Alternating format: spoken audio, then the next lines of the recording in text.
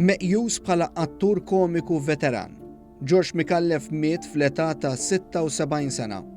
Il-familja tiegħu qalet li huwa ħalla din id-dinja matul il-lejl ta' bejn il-Ħadd u t-Tnejn. Huwa kien ilu magħruf fix-xena lokali tar-Rextar għal iktar minn 40 sena u ħasem f'bosta produzzjonijiet kemm fuq il-palk kif ukoll fuq it-televiżjoni. Fost il-produzzjonijiet lokali li ħasem fihom hemm Fredu l-Fra kif ukoll il-Madonna taċ-Ċoqqa. Kuzzet il-kera. Ġust, iddeċidejt li nidħol Fra.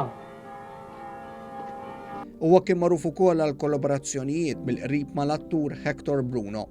Barra minn hekk huwa kien ukoll preżentatur. Għal xi żmien kien anki segretarju ġenerali u viċi President tas-Soċjetà Filarmonika Nazzjonali La Vallette. Ħuh attur prim ieħor Mario Micallef tkellem magħna fuq George. Iltqajna miegħu fuq is-sett u jirrexta anki propju fil-jum li tilef lil ħuh. Iżda kif qalilna hu, il-professjonaliżmu anki fid-drama jitlob l-impenn sħiħ. Dalodu kif miet kont naf li kelli ġurnata impenjattiva llum u ħasejt anki li tfal tiegħu xi ħasbu qalu li anki l-mur għax kieku għall-papadu ħajjak se jgħidlek. Ma nqas jispjegalna l-aħħar ftit mumenti mal-għażiż ħuh.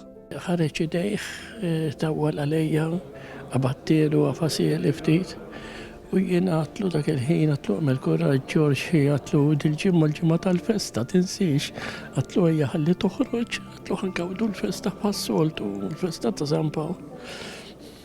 U braħasu għamilli hekk xi kien irrassenjat George. Fuq kollox Mario ddeskriva hekk lil ħuh George.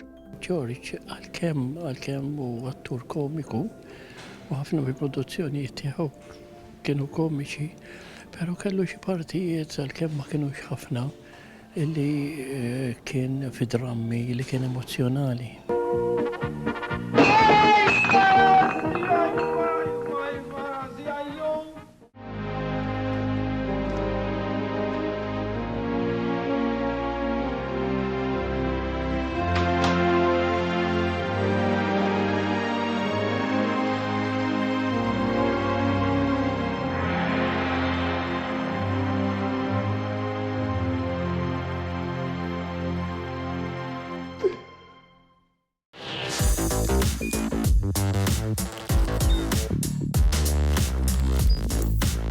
Idħol fuq one.com.mt u hemmhekk tista' tara l-programmi kollha li jxandru fuq One permezz ta' One Play.